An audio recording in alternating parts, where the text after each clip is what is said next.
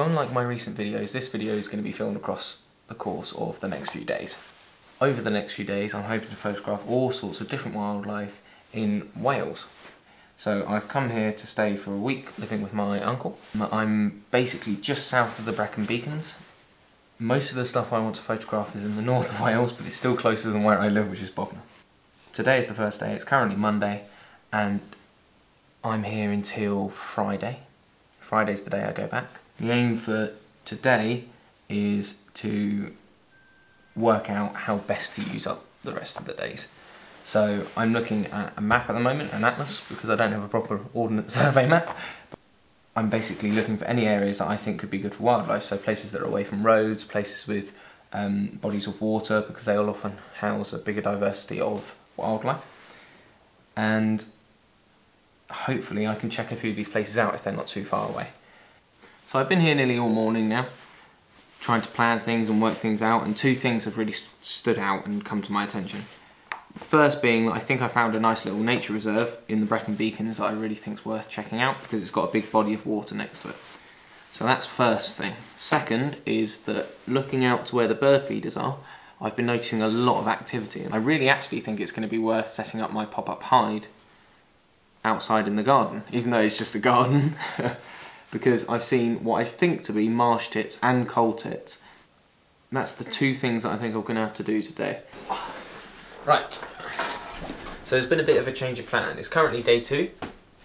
It's currently day 2, and I was planning to head into the Brecon Beacons, but the weather's really bad. And a lot of the animals that I'd like to photograph in the Brecon Beacons are fair weather animals, really. They're going to be hunkered down, sort of taking shelter in the wind and the rain that's here at the moment. One of the animals that may not be doing that is a dipper. Now, circling back to what I always say, which is speak to local people, the person that owns this place that my uncle and I are now renting is the owner of a farm that the accommodation is actually on, and knows a lot of the wildlife around. So I asked her, and she pointed me in the direction of a local river that actually runs through the local town. Apparently there's an industrial estate where you can park up quite easily, and you always see dippers down there. So I'm packing the bag and driving 2 minutes down the road instead of an hour and a half, and we'll see what we can find. But I'm going to get wet, so there may not be much footage because I don't want to ruin my camera. But we'll see what we can do. Right, so I've arrived at an industrial park, a business park, something that's very urban and not much wildlife. But I have found a path I'm hoping leads to the river, which the lady who owned the accommodation mentioned. Since it's going to be tricky to film, I'm just going to chuck this GoPro on my head and take you with me and see what we can find, because it could go either way at this stage. I think that's a good look.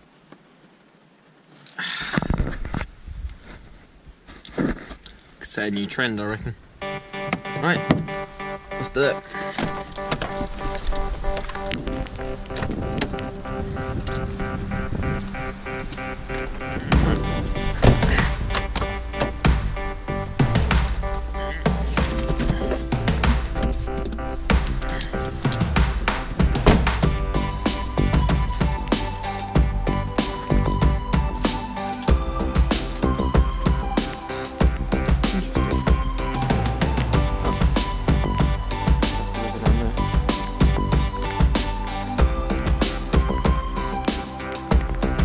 Well, I wasn't expecting that.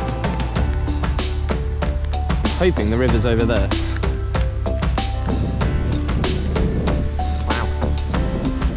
Look at that.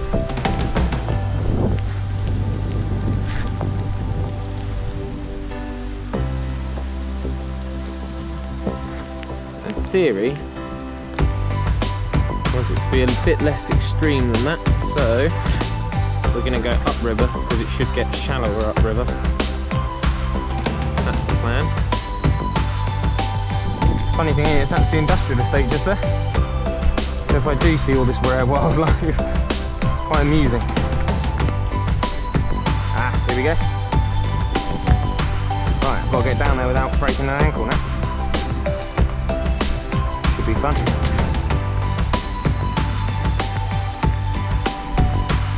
There we go.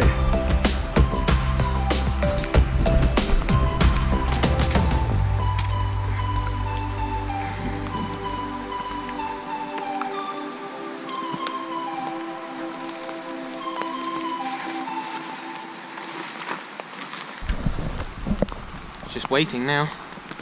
Got my full little setup, looking good in my poncho. I'm gonna keep an eye behind me, but I'm thinking it's gonna come from down that way. But we'll see what happens.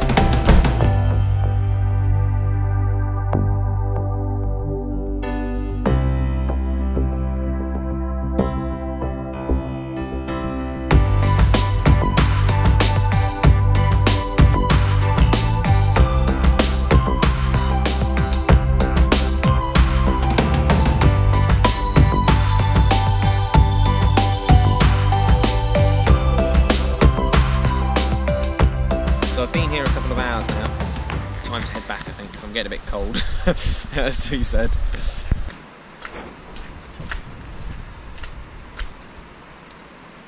These sparrows? Where are they?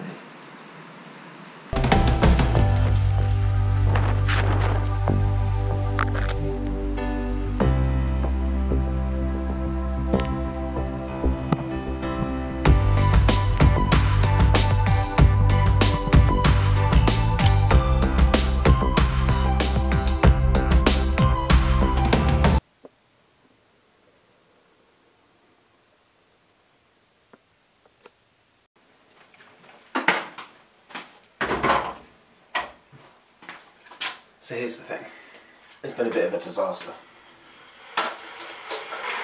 Basically, late last night, my car's exhaust fell off. And I have no money to fix it, all the materials. That is all I've got to fix it. And today I'm going to be driving an hour and a half for the main reason that I've come here. And that's to Kickering Farm to photograph red kites. I'm feeling a little down and a little pessimistic, I have to say. We're going to see what we can do. I really need to leave by 11 o'clock. It's currently 9:15. Yeah. We'll see. Right, so there's been a bit of an update.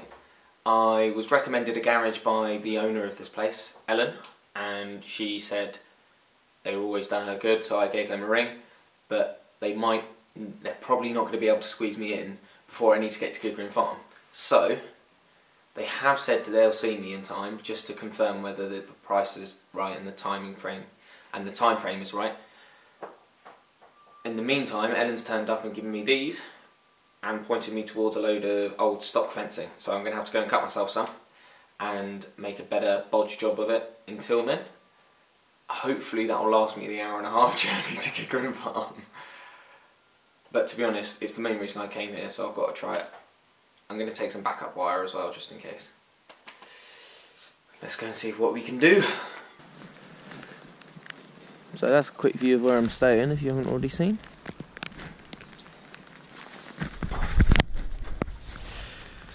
Just getting these last bits of wire off.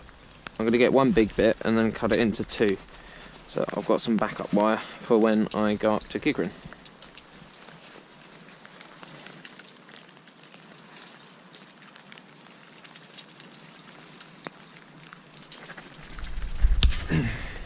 There we go. Le wire.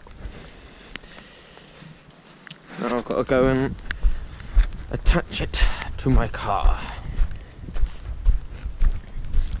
and show you guys what exactly has gone wrong. So, and if you can see, this is the thing that's come off. I have to attach it into half. So this is what's snapped off. It's got to attach to here. Let's see what we can do. Right, I'm wet, I'm cold, I'm dirty, but I think I've done it. Oh.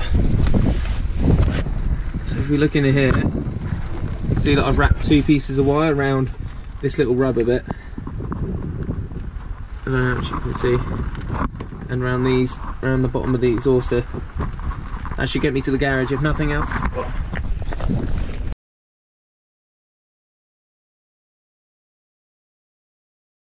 Guess what?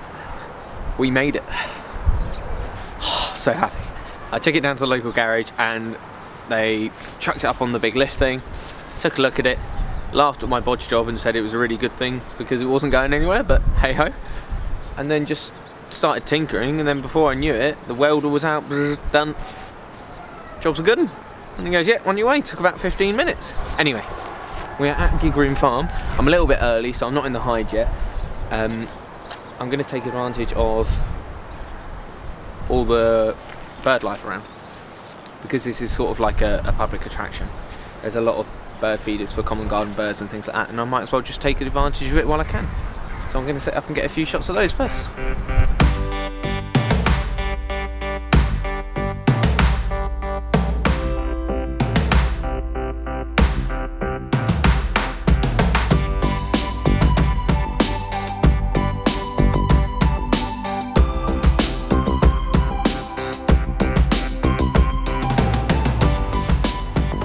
So I've made it up to the hide, and I've managed to practice on the sparrows and stuff just in the car park. It should be about half an hour away, and then the tractor's going to come out and make its way around this loop, as you can see just here. And it will be in mad panic for the first 10 minutes, and then it should settle down a bit and I can get some decent shots. But excitement's building now, it's getting good.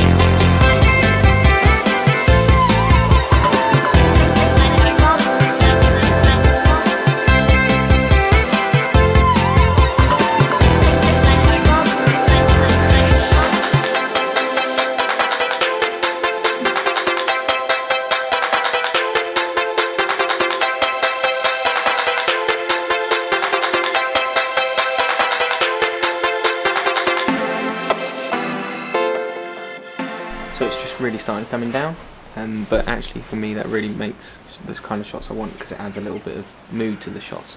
So if I show you before, and then I'll show you after. So two similar shots there. One's just in nice light and the other one is in heavy rain. The only thing is there's less birds flying when that happens, because it only really leaves the hungry ones left.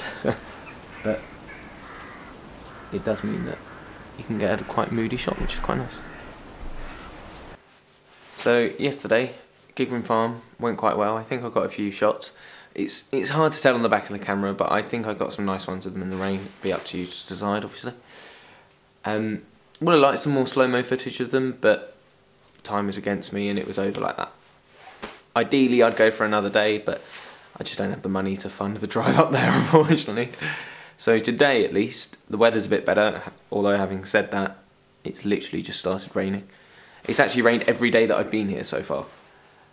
Yeah, believe it or not, today's a good day for weather, so I'm going to make the most of it and just go and sit in a field for several hours until it's dark.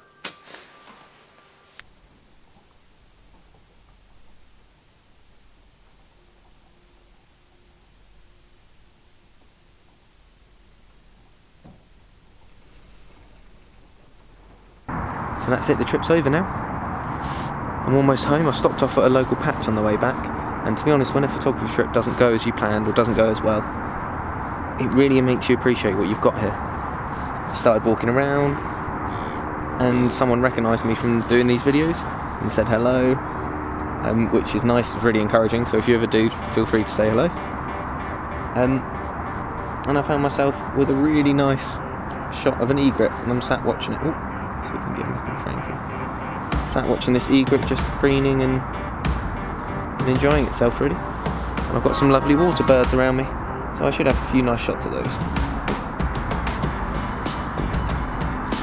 So yeah, turns out some of my best shots, apart from Gigram Farm, are going to be from this trip on the way home, so it's funny really.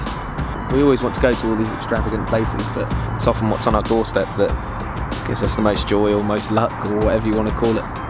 But yeah, it's been a good day.